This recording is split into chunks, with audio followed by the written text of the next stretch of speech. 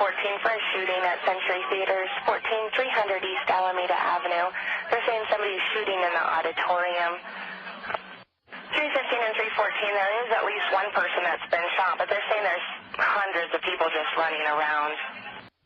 Copy. All available units respond to the theater. There's 11, I'll be out on the east side. Somebody is still shooting inside theater number 9 per an employee. 514, I need an ambulance at Expo and Sable. I need an ambulance at Expo and Sable. Yeah, all of our RPs are saying theater 9 where Batman was playing. I'm not sure if that's where Batman was playing. That's where they're saying it happened, theater 9 where Batman was playing, but another RP is saying they're still shooting.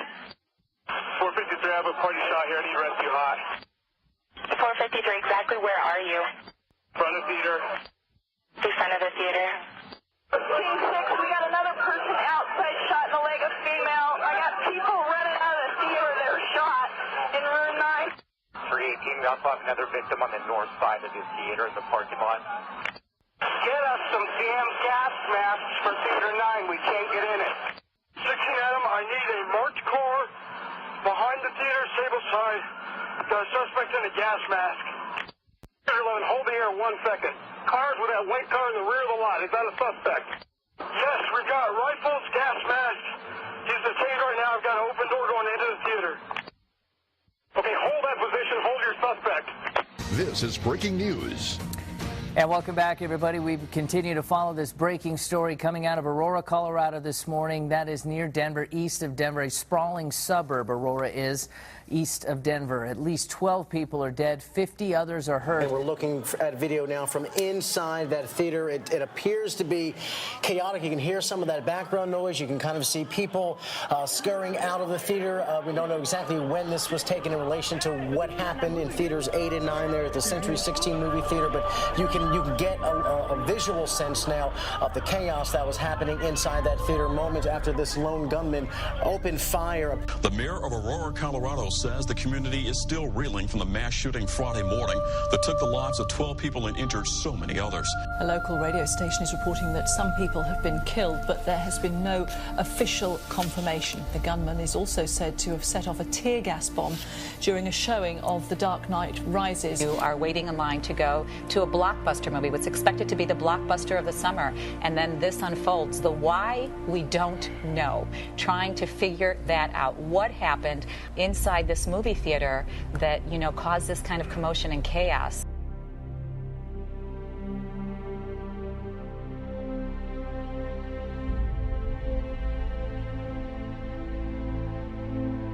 The people we lost in Aurora loved, and they were loved. They were mothers and fathers. They were husbands and wives, sisters and brothers, sons and daughters, friends and neighbors. They had hopes for the future, and they had dreams that were not yet fulfilled.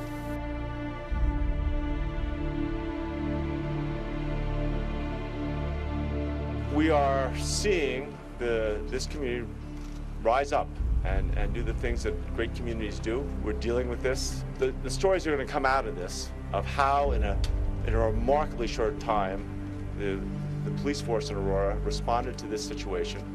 Their efficiency in making an apprehension, the ability of our hospitals in remarkably short order to take care of all of these casualties in incredible systems. And I'm not saying it was all perfect, but as this story is told, it will be remarkable.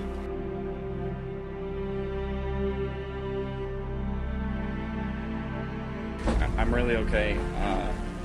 Me, my new wife, and my best friend Josh went to the movie together. He is doing really well. Everybody here has taken really good care of him. He had surgery on his arm and his leg, and he's just going through the process of working through the pain and, you know, just what happened to us. It was right after the opening action scene. It was quiet, and the canister of whatever going across the theater, and then the fizzing of it, and then the shooting. Just the gun going off. Josh helped me protect my wife, and he got shot.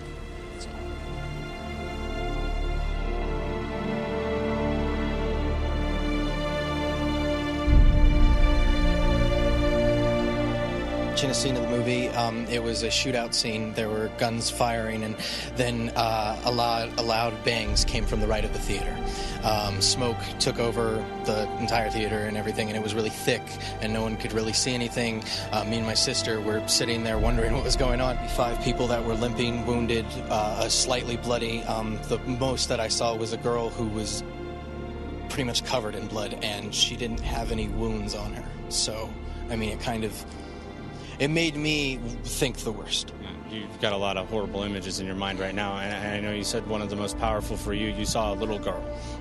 Yeah, I honestly, I don't know whose little girl that was, but I mean, my heart goes out to them. I mean, I honestly hope that they're okay, and I hope that, you know, the little girl is okay and she recovers and everything, but a cop came walking through the front door before everyone was cleared up and before everything was completely under control. A cop came walking through the door holding a little girl in his arms, and she wasn't moving. The movie theater experience is one that is our great escape. It's a place where we can enter a world that is not our own, and where we can check reality at the door. That escape was destroyed for many in the early morning hours of July 20th, 2012, when a lone gunman allegedly burst into Theater 9 at the Century 16 in Aurora, Colorado, and simply started shooting. He would leave 12 dead, including a 6-year-old girl, and nearly 60 more wounded.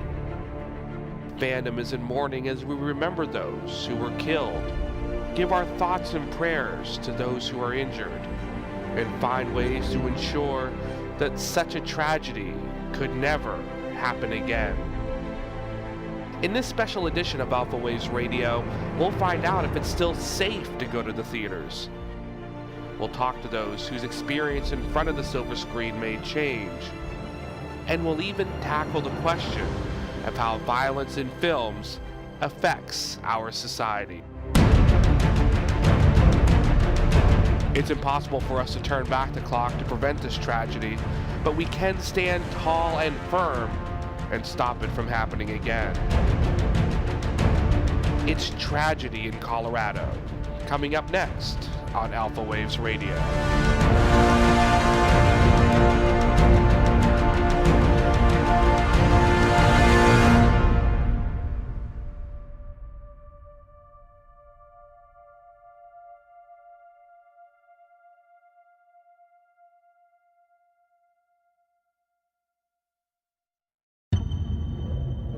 Alpha Waves Radio. Initializing now.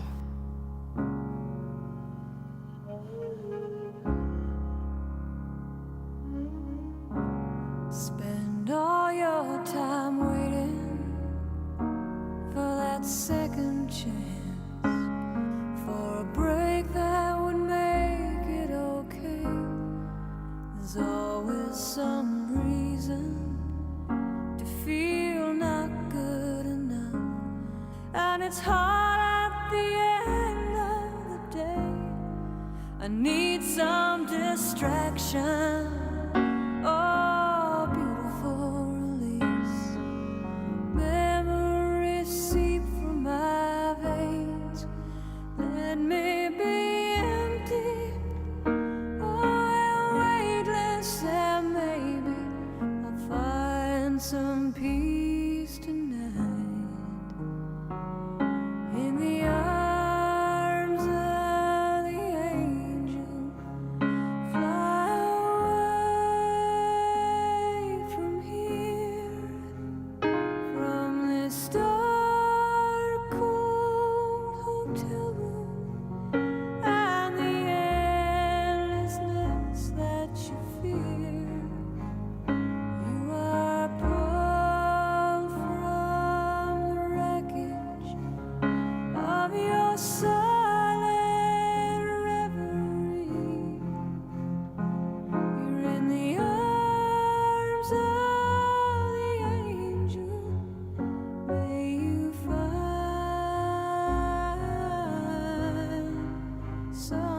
1:30. In Aurora this morning, mixed with the sadness, there's a real sense of defiance, a conviction that one crazed gunman cannot and will not derail life for everybody.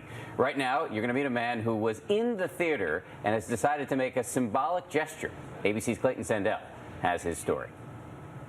Justin Davis, a 16-year-old lifelong Bat fan, could not wait for the arrival of the Dark Knight. I had a Batman belt and a Batman hat, but, I was all Batmaned out. But Friday's tragic shooting cut Justin's experience short. Such a night of terror and death might make a lot of people think twice about stepping foot inside a dark theater ever again. Are you afraid to go back?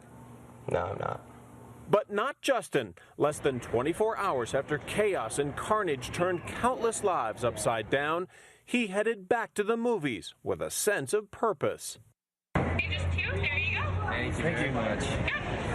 With his brother and a friend, Justin went to a new theater last night to see the movie again, but this time, not just for themselves. I just want to finish it, and number two is that for all those men, women, and children that, didn't get to finish it, I want to finish that for them.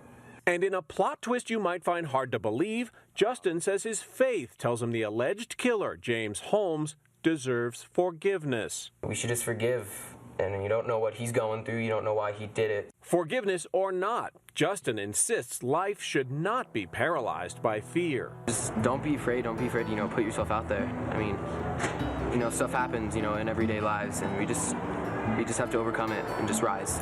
For Good Morning America, Clayton Sandell, ABC News, Aurora, Colorado. I remember tears streaming down your face when I said I'll never let you go. When all those shadows almost killed your light. I remember you said don't leave me here alone. But all that's dead and gone and past tonight. This is a special edition of Alpha Waves Radio with your host, Michael Hinman. Well, that is an interesting take on how to treat, especially so soon after such a tragedy, from somebody who was right there in the line of fire. And that actually has me just thinking a little bit about what it does mean to forgive, and is this an appropriate time to do that? So joining me is the Reverend Josh Hale. He's a Methodist pastor in Nacogdoches, Texas. He's a husband and a dad of 3, and he's a lifelong nerd, so I thought that this would be a great marriage of all of those things to kind of bring into this discussion. And Reverend Hale, thank you for coming on. And what does that mean, though, to forgive? If we're to forgive this Holmes guy, this James Holmes, for what he did, it doesn't exactly mean we absolve him of everything, though, at the same time. No, Michael, it really doesn't. And I just want to say thank you for having me on Alpha Waves today. But forgiveness is a really complicated task, and first and foremost because forgiveness does not kind of treat what's happened before as a light matter. This is not something where we might say, oh, that doesn't really matter, it's no big deal, don't worry about it, whatever. Forgiveness actually takes what's happened, the event that's occurred, whether it's a tragedy like this senseless shooting in Aurora or some other event in a person's life or in the world, and it says, no, this is precisely a big deal. This is absolutely something which needs to be addressed with the utmost seriousness. But instead of addressing it punitively, and seeking out punishment for somebody who's done something wrong. Instead, it tries to open the door. In some places, that might be cracking it just open ever so slightly. In some places, maybe swinging it wide open for a sense of restorative justice, a sense of where we can say this is something which brings about holistic healing and restoration and a positive sense of justice, rather than just punishing somebody who did something wrong.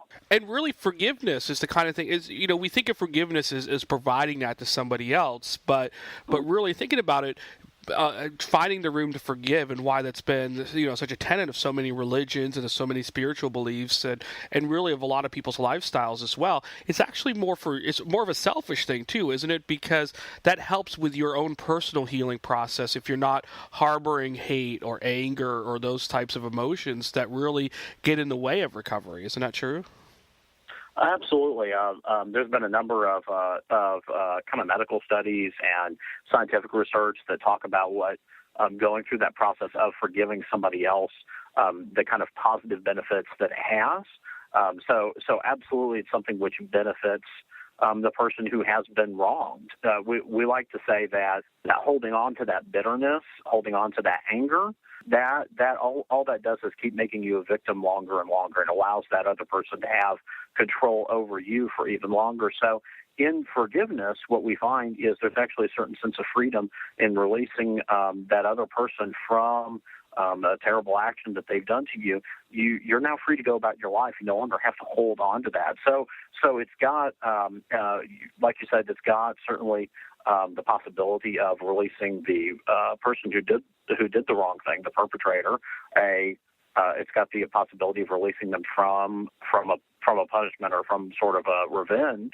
But it also does something for the person who's been wrong, for the person who's had something terrible done something to them. It opens up the possibility for a new life, which can be a remarkable and make a real dramatic difference in the life of people for a long time. So I really feel like forgiveness has the ability to do that. It doesn't really release kind of the situation from certain consequences, right? So somebody saying we forgive this person does not mean that there's not consequences that come about from an action. Sometimes there are consequences that are out of our control, whether those are legal or what have you. Certainly forgiveness can't bring people back from the dead. But it does allow for the people who are continued to have a new life for themselves and to not stay kind of trapped by the past.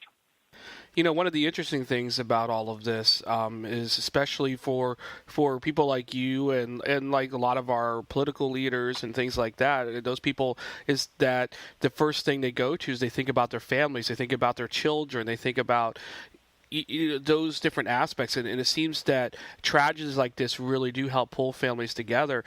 Now, you're a father as well. Does that, does all of this and knowing all of this and knowing the isolation of this, but as a father, does it make you nervous though, thinking about next time you go to the movie theaters, and next time you do something in public like that? I mean, does it make us kind of look over our shoulders, or do those things kind of wear off over time? Yeah, absolutely. Actually, it's funny you say that. We're going to see a movie with the family this evening, so I'm not taking them to go see Batman. We're going to go see Brave because the kids haven't seen it yet. But absolutely. And I think one of the things that we really need to come to grips with, one of the things that I really struggle with is, we live in a time which we have the illusion of safety and security, and then there are things that happen which puncture that illusion. And so, getting up, going about your daily life from day to day, things happen, whether that's an accident that nobody could have avoided, a true accident, or whether that's severe tragedy caused by somebody else's kind of willful and malicious intent, whether that's something that's caused by somebody's deep pain and brokenness and illness. Any of these things can lead to something terrible happening in anybody's life. So the question for me is not so much how are we going to avoid having anything bad happen to me? How am I going to avoid pain in my life? But the question is, once that pain occurs, because it will eventually, how do I react to it? How do I respond to it? How do I engage it constructively? How do I be a model of graciousness and gratitude and thanksgiving, even in the worst of times? Grace under pressure, as Hemingway called it. So I just wonder, what are we going to do when those kinds of things happen? And as a pastor, I mean, that kind of makes you more or less a shepherd of trying to help people in general grow, whether that be your congregation or your community or the people around you. But when you hear about people like this shooter and other things that are like this, where people have done things like this, does it sometimes, I don't know, make you kind of think about, where's society going? Or, it's hard to believe that there are people who are like this, who would do something like this. And I guess kind of make you kind of question the overall human condition sometimes. Does that ever make you feel that way? Yeah, absolutely. I feel very divided on this because, on the one hand, as somebody who was deeply influenced by things like Star Trek that are very progressive and that really do seek to draw out the best in humanity. When terrible things happen, and we see them. When you see things happen that are caused out of either a deep sense of maliciousness or out of really, really deep brokenness and illness, you wonder, well, exactly where does it come from? But as a pastor in the Christian tradition, I also know that that one of the things that we've learned is we're all deeply wounded, we're all deeply broken, and in a very real sense. Given the wrong circumstances, we're capable of doing some really terrible things ourselves. So how do we kind of bring these things together? The sense both of a deep potential for the very, very best, but also an ability to, under the worst kinds of scenarios, have really terrible things come out of ourselves. I think that to me, that's the crux of the human condition, is that we're capable both of great hope and great beauty and great wonder, but also of really deep pain and terror and inflicting that on others. So on the one hand, I want to say, why would this happen? And on the other hand, I say, this kind of thing has been happening since the dawn of time, and unfortunately, we're just reenacting a very, very old story where our own deep hurts and wounds are being inflicted upon other people in a violent and terrifying way. Well, excellent. The Reverend Josh Hale from Nacogdoches, Texas. You can follow him, by the way. If you are on Twitter, you can follow him. It's XEX, Pat, P-A-T, Minister. So XPat Minister on Twitter, or you can visit his website, xpatminister.org. And Reverend Hale, I really appreciate you coming on and talking about this. My pleasure. Anytime, Michael. When your day is long and the night is yours alone, when you're sure you've had enough of this life, hang on. This is a special edition of Alpha Waves Radio with your host, Michael Hinman.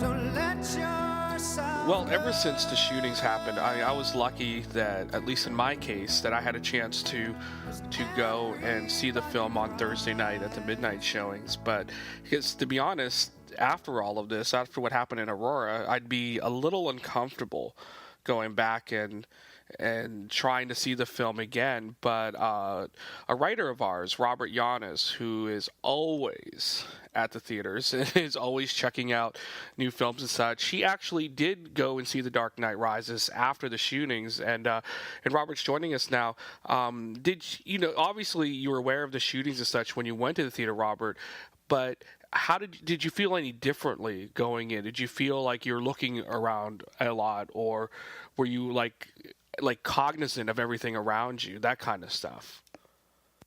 I mean, given the anticipation that I had for this particular film, I'm definitely glad that I was still able to see it opening night. Had I not pre-ordered my tickets, I may have had a little bit of trepidation towards going immediately after this event happened. However, during the film, I mean, I wasn't really like paranoid about it. Once or twice during the actual movie itself, especially with a lot of the havoc and such happening on screen, I did kind of glance around once or twice, and kind of got pulled out of the movie because of the real life violence that had happened just the night before. But I mean, it wasn't something that I really burdened myself too much with. It's just kind of interesting because I don't know. It may be I'm just overthinking that a little bit to the point where I feel like that I'd be totally pulled out. I mean, I don't even like going to the theaters much anymore. Not because I don't enjoy the movie theater experience, but because there's so many what I consider rude people pulling out phones, doing all kinds of things that really pull you out of that whole thing. And and so now I feel like if I went again, that I would be eyeing the exits, for instance, or always looking around. But maybe that's not really the case. Yeah, I mean, the thing about this particular incident that really bothers me so much is especially that it happened at a midnight screening, that all these people had been waiting for this movie for so long and so excited that they couldn't wait till the actual opening day to see it. And then to have that anticipation and that excitement that's just twisted so perversely by someone who decided to, walk in there with a gun. I think that's what really upsets me, especially as a movie fan and someone who sees the theater and, film in general as like a route of escapism and inspiration and all creativity and such. To have someone kind of completely twist that on its head and invade the sanctity of the movie theater, I think is what really bothers me the most. What do you think is still the big? I mean, with everybody, not everybody, but so many people at home that they have large 62-inch televisions. They have their own home theater systems. It seems that even the largest movies, they're out on DVD or available digitally within months of being released. What do you think is still the draw that brings people to want to go to the theater? What do you think? What do you think is that aspect that kind of draws them in and still want to make that part of their daily lives? I think in large part it's the fact that it's a communal experience. I mean, you're taking literally hundreds of people in a dark room together, and for those 2 hours or so, I mean, you're all sharing in the same experience, and you get a vibe when you see a movie in theaters that you really can't recreate at home. I mean, even if you're at home watching with a couple of family members or friends, it's a totally different experience than going to the theater with a bunch of people you've never even met before, and you're all like reacting to the images on screen, laughing, screaming, crying, whatever at the same time. It's the fact that everyone goes to the movies with the same intent of being entertained and being moved or being taken to another place. It's like you spend 2 hours. A lot of people every week in a dark room with people that you've never met, and it just turns into a totally different experience, and you just all go on this journey together at the same time. And that I think is the big allure of why people go to the theater, especially to a movie like this, and especially on an opening night or to a midnight screening, as was the case on Thursday. So when you went on Friday, now did you feel that the theater was just as full, maybe just as vibrant as what you would normally see on an opening night of a tentpole feature like Batman? I feel like the response was maybe a little bit muted, and I think the shooting was definitely on people's minds.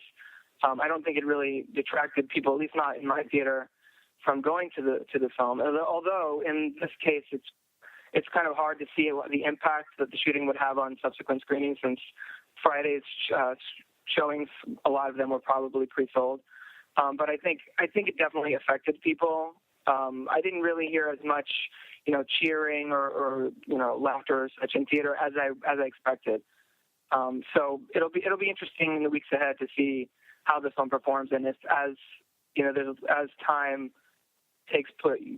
carries on since the incident, if that will kind of wear off, won't be as fresh in people's minds when they head to the theater. I know that one of the people that was in Theater 9 in Aurora during the shootings, he actually, I think the next day, decided to get up and go to another movie theater and watch the movie. And not just because he wanted to see the rest of the film, but also it was like kind of what Bill Clinton did back right after September 11th, where he flew commercially to say, hey, airplanes are still safe, flying is still safe, and still going to the theaters is safe, that we should always be careful about wherever we go, but we shouldn't have to stop doing something that we enjoy just because of an incident like this. Right, and that's the thing, exactly. I mean, you can't let one person in one theater in one screening and something that horrific happening. You can't let that change the way you live your life. You can't just decide, well, now I'm not going to go to the movie theaters anymore because that happened that one time. I mean, if we all lived like that every time something happened, I mean, we'd literally not go anywhere. We just all stay locked up in our houses, and that's not a way to live life. And that's I don't think anybody wants that to be the case. So after all of this, I mean, you've already been to the theater once since the shooting. I mean, and you're a person I know that goes regularly. Will you continue to go regularly? Will this slow you down from going to the movies? Yeah, absolutely not. In fact, I will probably go see The Dark Knight Rises again at some point, and probably in the next couple of weeks.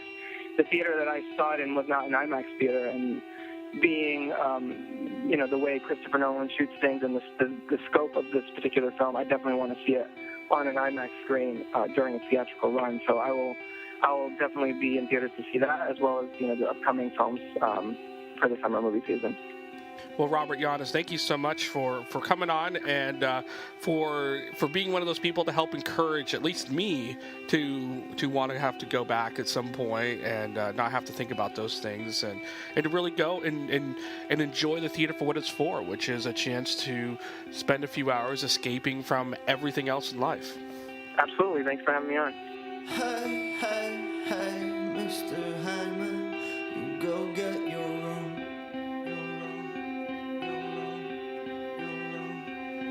Your daughters weren't careful.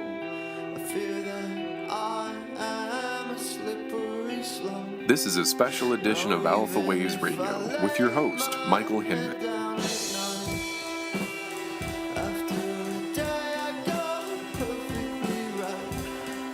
America's in the middle of a presidential election right now, but on the Friday morning after the attack, nobody was really feeling very political. Both President Barack Obama and the presumptive Republican nominee Mitt Romney suspended their campaigns for a day, and each took a minute separately to address the issue, to share their thoughts and prayers with the families of the victims and some of the victims themselves, and shared these thoughts. This morning, we woke up to news of a tragedy that reminds us of all the ways that we are united as one American family. By now, many of you know, many of you have heard that a few miles outside of Denver, in a town called Aurora, at least 12 people were killed when a gunman opened fire in a movie theater. And dozens more are being treated for injuries at a local hospital. Some of the victims are being treated at a children's hospital. We're still gathering all the facts about what happened in Aurora, but what we do know is that the police have one suspect in custody, and the federal government stands ready to do whatever is necessary to bring whoever's responsible for this heinous crime to justice. And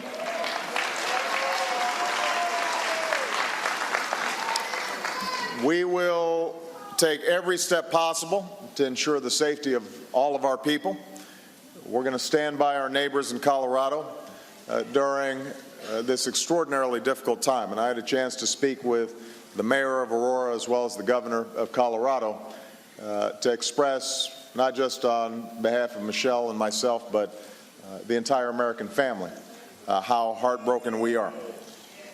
Now, even as we learn how this happened and who's responsible, we may never understand what leads anybody to terrorize their fellow human beings like this. Such violence, such evil is senseless. It's beyond reason. But while we will never know fully what causes somebody to take the life of another, we do know what makes life worth living. The people we lost in Aurora loved, and they were loved. They were mothers and fathers. They were husbands and wives, sisters and brothers, sons and daughters, friends and neighbors. They had hopes for the future, and they had dreams that were not yet fulfilled. And if there's anything to take away from this tragedy, it's the reminder that life is very fragile. Our time here is limited, and it is precious. And what matters at the end of the day is not the small things. It's not the trivial things, which so often consume us and our daily lives. Ultimately, it's how we choose to treat one another and how we love one another.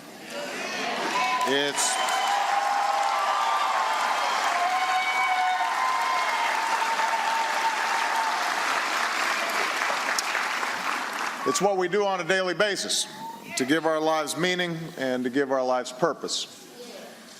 That's what matters. At the end of the day, what we'll remember will be those we loved and what we did for others. That's why we're here. I'm sure that many of you who are parents here had the same reaction that I did when I heard this news. My daughters go to the movies.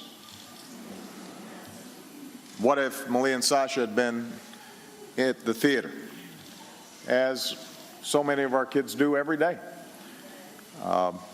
Michelle and I will be fortunate enough to hug our girls a little tighter tonight, and I'm sure you will do the same with your children. But for those parents who may not be so lucky, we have to embrace them and let them know we will be there for them as a nation.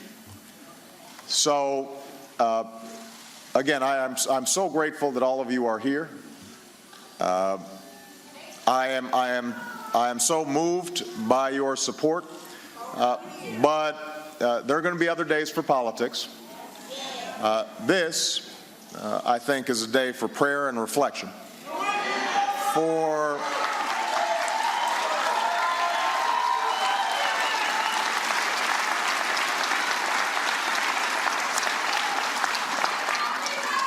So what I'd ask everybody to do, I'd like us to pause in a moment of silence for the victims of this terrible tragedy, for the people who knew them and loved them, for those who are still struggling to recover, and for all the victims of less publicized acts of violence that plague our communities every single day. So if everybody can just take a moment.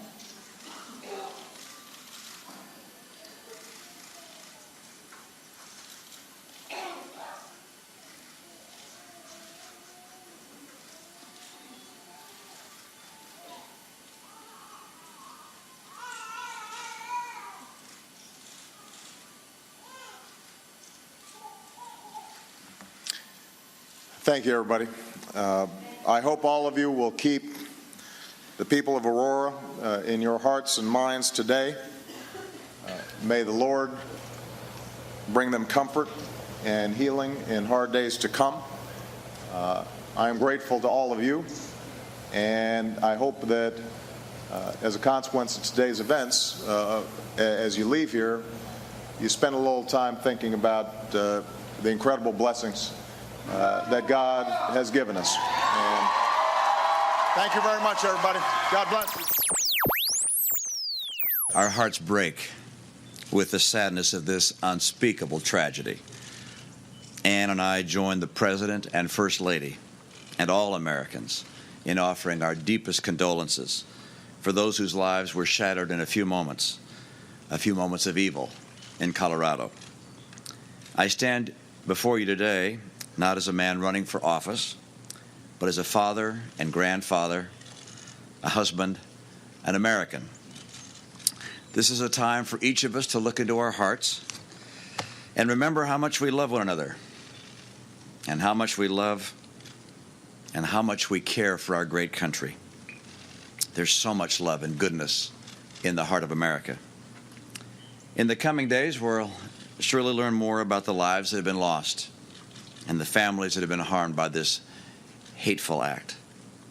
We'll come to know more about the talents and the gifts that each victim possessed, and we'll come to understand the hope and the opportunity that's been lost. Our hearts break for the victims and their families. We pray that the wounded will recover and that those who are grieving will know the nearness of God. Today we feel not only a sense of grief, but perhaps also of helplessness. But there is something we can do. We can offer comfort to someone near us who is suffering or heavy laden, and we can mourn with those who mourn in Colorado. This morning, Colorado lost youthful voices which would have brightened their homes, enriched their schools, and brought joy to their families.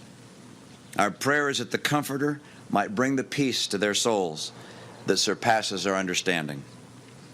The Apostle Paul explained, "Blessed be God, who comforteth us in all our tribulations, that we may be able to comfort them which are in any trouble." What we do know is how evil is overcome. We're seeing that greater power today in the goodness and compassion of a wounded community.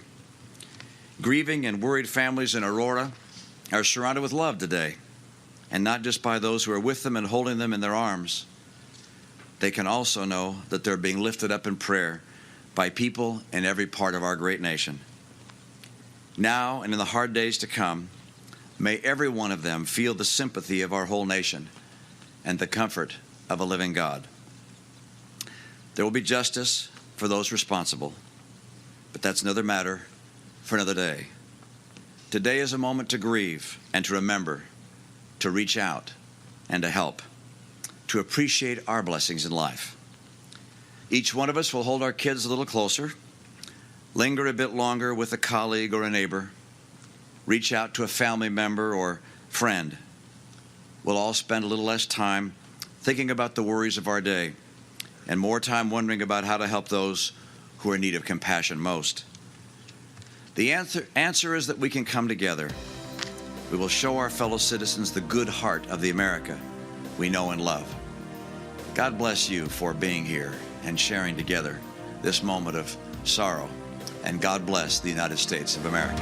On the line by the side of the road where the lorries rolling by, blue moon sinking from the weight of the load and the buildings scrape the sky, cold wind ripping down the valley at dawn and the morning paper flies, dead man lying by the side of the road with the daylight in his eyes. Don't let it bring you down. It's only castles burning.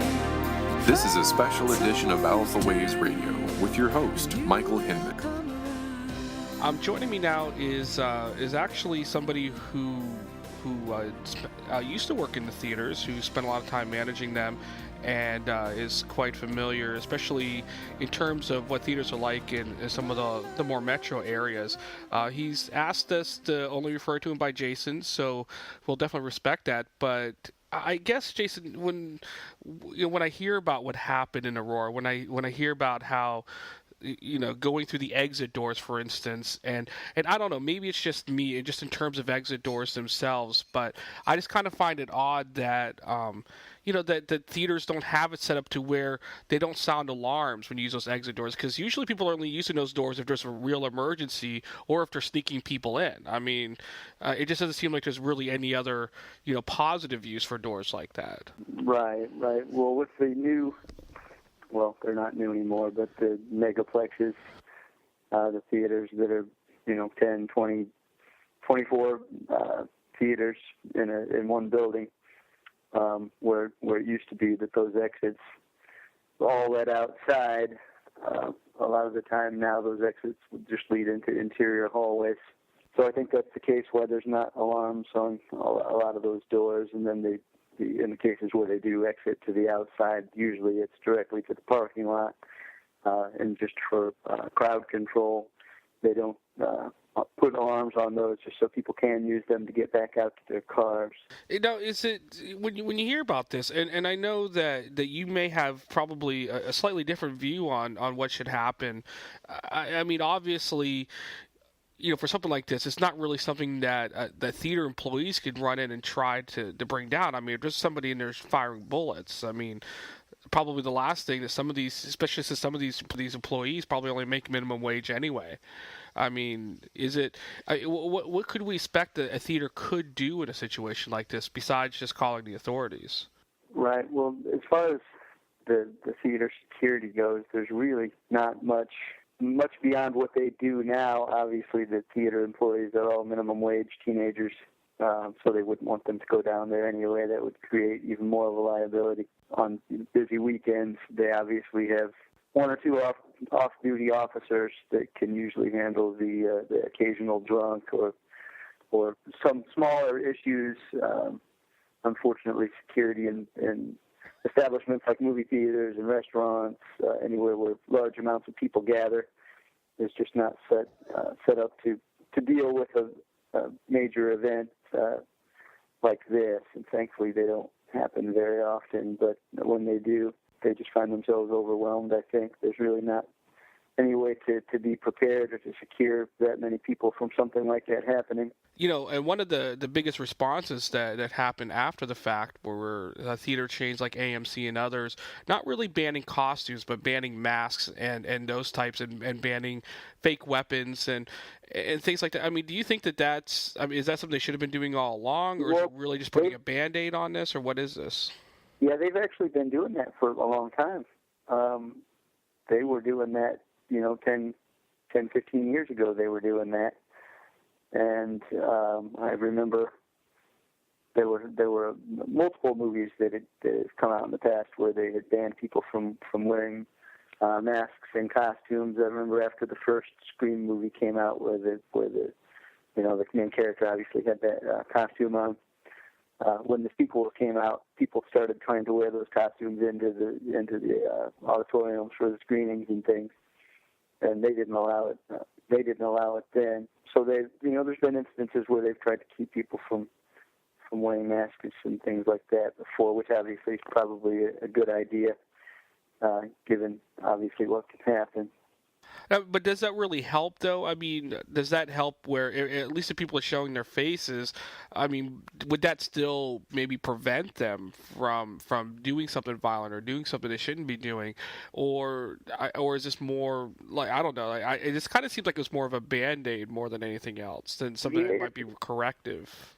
Right. It's for appearances more than anything else. It really doesn't have any bearing on what happens. Obviously, if someone's got a mental condition or some other issue that would cause them to want to do that in the first place, they're not generally going to have a mask on anyhow. I don't know. The details of this guy haven't come out yet, but there were some new bits and pieces on the internet today that I'm sure you saw that said he thought he was the Joker. He had some issues with the previous Batman movie or something, but I think he had a flak jacket and a helmet on, but not really a mask. But it sounds like he may have just been sort of a nut job anyhow. So, is there ways that theaters can prevent this? I mean, are we going to maybe see a day where, in order to go see a movie, we have to go through airport-like screening just to get in? Or do you think that that this is so isolated that hopefully we're not going to see a repeat of this anytime soon? No, I don't think. Yeah, first of all, the theaters, they run on such a tight budget that we're not going to see that happen. They generally run their staffs according to the volume, and it's specific hour by hour. So the staffing levels aren't even there for as far as the budget goes.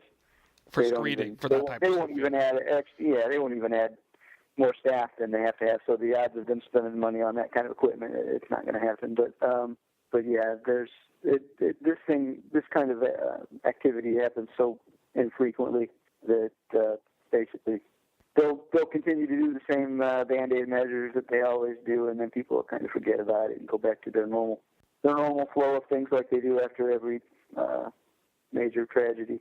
Should, so going back to the theater then, knowing that there's only so much theaters can do, there's only so much that employees can do, there's only so much security that can be there. Is it worth then just always kind of being vigilant as a moviegoer of keeping an eye on things that are going on around you? Are there things that you can do, like maybe if you do see somebody kind of popping out an exit door at the beginning of a theater, of a movie, to maybe go and get an employee or do something? Is there anything that going as a moviegoer, that being somebody as a moviegoer walking into a theater could do to maybe help with this in the future, to help make everybody feel safer? Well, in the case, that would be similar to the people on the planes during 9/11. There are things that you can do, obviously, if you see something that is obviously wrong, or somebody that's obviously acting erratically, then yeah, you can grab a manager about that. But, in this case, this guy just popped in the back door, so there wouldn't have been any heads up on that. I personally think all of the businesses like that should just allow for concealed carry in their establishments. I know that the theater, in particular, that this happened at, did not allow any concealed carry. in my opinion, that's one of the only things that might not necessarily stop something like this, because the guy got in, he was going to do what he was going to do, but it may have slowed him down or made him think twice if there, happened to be one or two people in there that might have been able to attempt to fight back or defend some people. But other than that, I'm sorry, go ahead. Does that create like another set of problems, though? Let's say that people were allowed to carry weapons in. Do you think that there's a fear, at least, that, oh my God, next thing you know, there could be a shootout going on, and and the casualty rate could even be higher? I don't think so. I think that's what the media portrays a lot of the time, but no. But generally, people that have their guns legally are going to be responsible. They know they've been trained not to shoot out into the open in public, so they're not going to do something that would cause a lack of safety for anyone in there. But the criminals obviously are going to have their weapons regardless of whether they're allowed to or not. So when you take away the right of the legal citizens that have things done properly, when you take away that right for them to defend themselves, the only people that you leave in there are the criminals. Yeah, well, that makes sense. So, well, Jason, I really appreciate your insight on this and kind of giving us a direct view of how the situation unfolds, how we can look at this as moviegoers, because what majority of us are, a lot of us don't have a chance to to get a feel for the inner workings of that. So really appreciate your insight on this. All right, not a problem. I appreciate your time, Michael.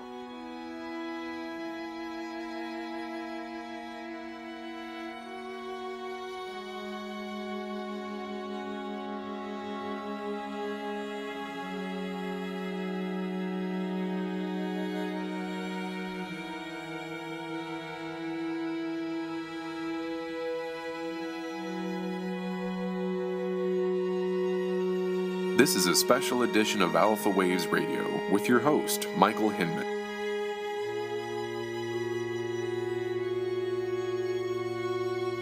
Joining me now is Carlos Pedraza. He is a film writer. One of his most recent projects was Judas Kiss, if you had a chance to see that.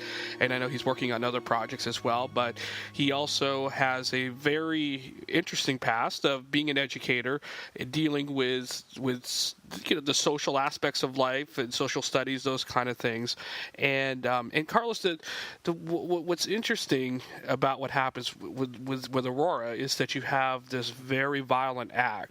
And of course, it's being now connected to what is a somewhat violent film. I mean, The Dark Knight Rises is a violent film, but I guess I'm just kind of curious to what your position is on the idea that violence in film and violence in these other types of pulp culture areas, how it may or may not actually beget violence in reality. Well, there's a lot of evidence to show that that's not the case.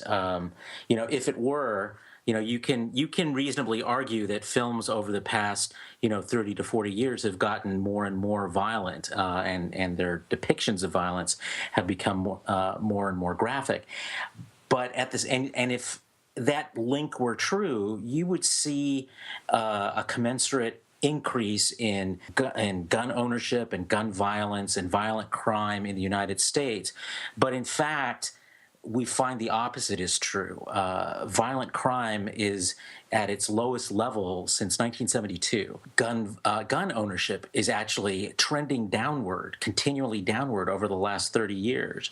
Violent crime as a whole and gun violence as a whole has gone down in that same time period. So there's not a lot of evidence to show that on a wide scale that link is a true one.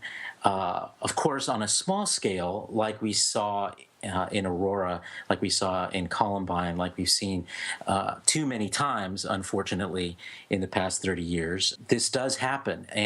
But the degree to which you can connect the dots between a film or music or video games and the actual actions taken by any one of these mass killers is tenuous at best, if it's there at all. And that's something that at the same time needs to be balanced, because there are other studies that show that people's propensity towards aggressive behavior can be affected by their exposure to violence in media, but that doesn't necessarily translate into crime, and certainly not the kinds of crimes that we're so worried about in the aftermath of this most recent tragedy in Aurora. So I'm not convinced that that's the case. Now, as an artist, as a writer, as a filmmaker, I do have concerns about the way violence can be glorified in film and how that affects the way people, whether we are a coarser society because of it. Again, the U.S. has always been a violent society. It was born in violence. It grew through violence. It sustains itself through violence. It is part of the American DNA, as it were. But like so many things that are inborn, it doesn't mean that it's our destiny, and it does mean that there are things we can do to be more responsible about the way that we portray such things in film and television. And it's funny because when we may explore outside views of the United States, like just even watching Doctor Who, for instance, which is a British perspective, a European perspective, where it just almost seems that the stereotype is that every American walks around carrying a gun. And that's just the way our society is, that we're just all ready to shoot each other at any moment. But, I mean, it's really interesting because when you look at Europe and other places like that, it's almost like the mentality is totally flipped. Like here in the United States, if you show too much nudity, for instance, I mean, everybody jumped all over Daniel Radcliffe for going nude on stage, even though it was non-sexual, but it's like, oh my God, he's getting naked, like it was the worst thing in the world. But yet they would let their kids go and turn on some very violent film or play some violent video game, and it didn't seem to matter. Where in Europe, it's like the exact opposite, where nobody would be really jumping up and down because somebody's naked, but they would be a little bit upset and maybe a little bit disturbed if their children were doing something that involved something highly violent. I mean, is that one of the things that kind of feeds into this? Is this why maybe we don't see these types of things happen that often in Europe or other places? Well, again, we see the same societal trends in Europe in that events like this are not common. When they do happen, there was that huge mass murder in Norway several months ago that it does happen outside the United States. So, but I think it is true that violence, as I mentioned, it's baked into the historical DNA of Americans, so that we don't see it and react to it as aversely as people in countries that don't have histories like ours. It just doesn't happen there as much. But in terms of the sensibilities and the storytelling sensibilities, yeah, I think what you portray is indeed the case, that things that we shouldn't really be that afraid about, which is our own sexuality, are things that terrify Americans, and the things that should terrify us, like violence and guns and such, are the things that we seem to have a blind eye to. So, yeah, it's a paradox, but that kind of paradox is, it expresses itself probably different and with other issues in places like Europe, but it's essentially part of human nature. I mean, in the aftermath of a tragedy like this, where we become highly emotional, and we start looking for every the battle between our animalistic side and our emotional side and our logical and more civilized side really comes to the fore and is in stark relief in situations like this, where we're having all these passionate concerns right now, and at the same time we're desperate to find reasons for why it's happened, and sometimes there is no reason other than irrationality, and we have a hard time accepting that. I was growing up in the 1980s. My father was a huge fan of the types of films like that had Jean-Claude Van Damme in them, or the early Arnold Schwarzenegger films, where you would have like these really high body counts. And I remember that there was a time when I was really young that we were watching this, and I think there was some scene where one of the the good guys, one of the heroes, he was plowing through almost an army of mercenaries, and just plowing through them, where there's just bodies all over the place. And I think I almost pretty much got up and cheered, because our hero was winning. And probably something that was just very memorable for me, something that really, I think, kind of changed my perspective, was something that my dad said, which was, you're treating those as if they're just pawns in a game, where those are people. Those are people who have families, who have lives leading up to that point. And, they're individuals. They're not just a group of, bad guys. And so to me, that was like, oh, wow, because it just kind of made me more respect human life and that human aspect of things, and not just turn it into a game, more or less. But sometimes, I don't know, where I see just, maybe not so much in movies, but maybe a little bit more in video games. I'm not saying the video games are evil, but it's just that we seem to be okay with plowing down as many people as we can, because maybe sometimes we don't really think about them as being people, but more as pawns in a game. Yeah, I see it like cartoons. It's like what the Roadrunner and Wile E. Coyote do to each other is pretty violent, and occasionally defies the laws of physics. But I think people look at video games and movies like the kinds that you're talking about in much the same way, that it's a cartoon. And yes, there's a part of us that, if we step back. And I think your dad did a great thing. Rather than saying, we will never watch these movies in our house, he instead took that as an opportunity to teach and say, think about what you're seeing. And it's sometimes okay to have both those things in your head, that you can watch a violent movie and say, this is like a cartoon, and still say, but in the real world, we couldn't behave like this, and that kind of behavior isn't acceptable because of the reasons that you just said. These are real people who are just like us, with families and stories and things, and we can hold those two seemingly contradictory things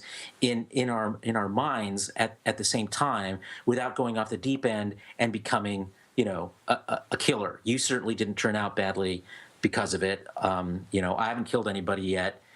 I think we can be okay. That said, I think that it's a good idea to lessen the amount of violence that people encounter in life as much as possible. No one deserves to be beat up or bullied or anything like that, and I'm certainly not making excuses for that. But I think the answer is not to blame, it's to teach. It's to do what your dad did, which is take this real world example and what you're looking at and make something of it, so that you have those thoughts in kids' heads, just like it did for you, and you turned out great, Michael, I'm happy to say. Oh, well, thanks for that.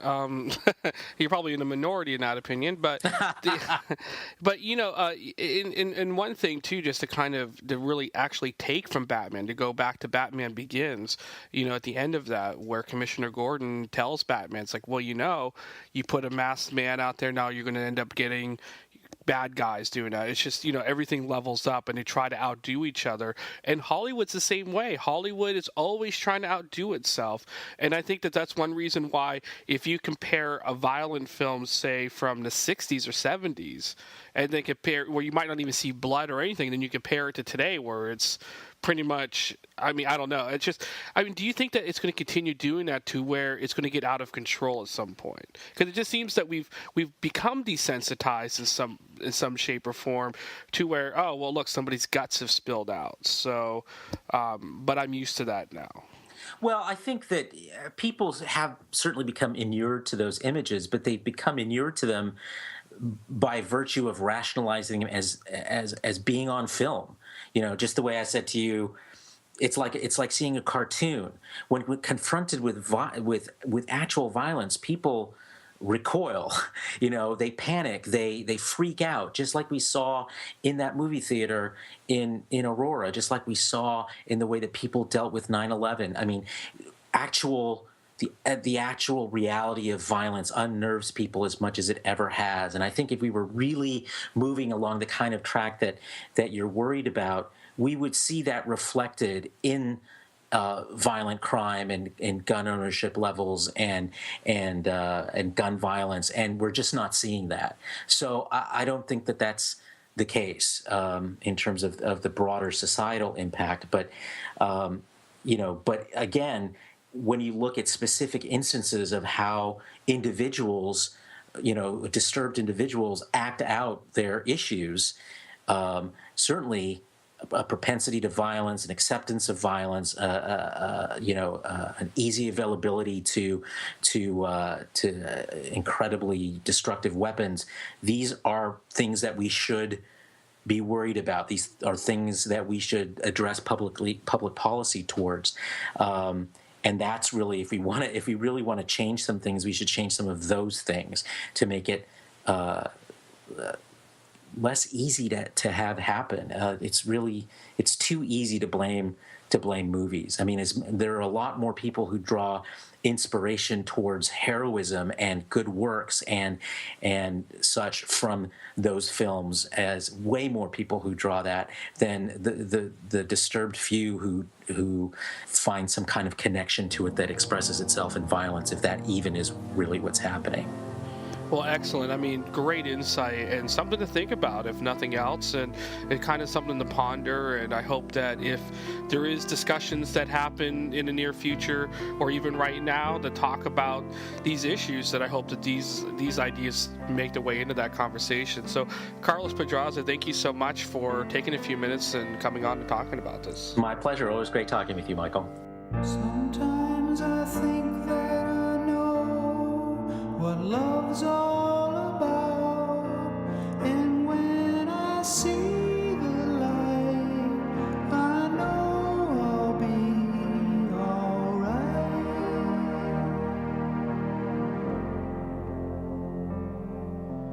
I've got my friends in the world, I had my friends when we were boys and girls, and the secrets came unfurled.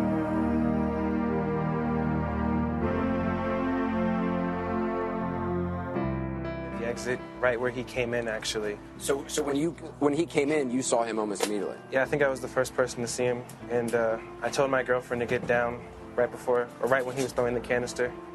And did you know what he was throwing? I knew it wasn't right. I watch a lot of TV and play video games, and he was head to toe in gear. And I figured if he was SWAT, they would yell something, or people would come with him. So the fact that he was alone raised your suspicion? Yeah, and he was straight stoic. He didn't do anything, just stood there, threw the can, and then shot in the air.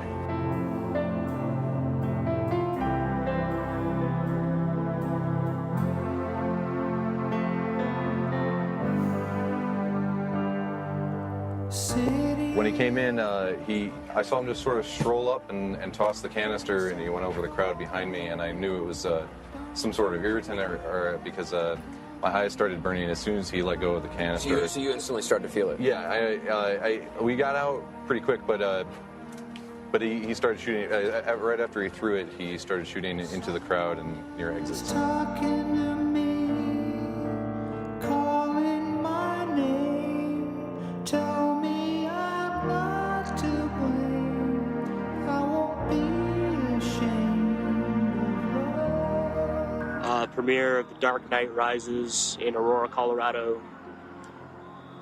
Oh, Jesus. July 20th, 2012. Aurora Century 16. There's been a massive shooting here. A lot of people wounded, a lot of people dead. Can't really take pictures just because I was rather helping people than wanting to take pictures of some pretty ghastly shit. But there's some guy in a gas mask, apparently tear gassed Theater 9. We were in Theater 8 and just lit it up. It hit a lot of people, a lot of younger people. It's pretty bad. Sometimes I think that I know what love's all